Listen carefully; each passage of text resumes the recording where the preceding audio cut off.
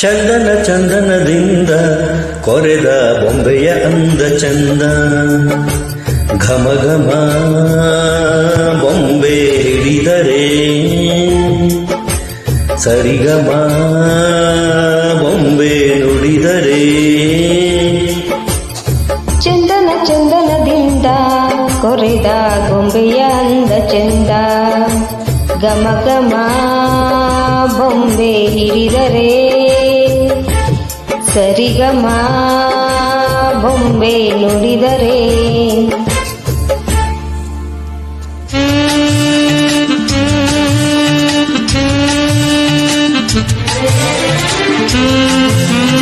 Mm-hmm.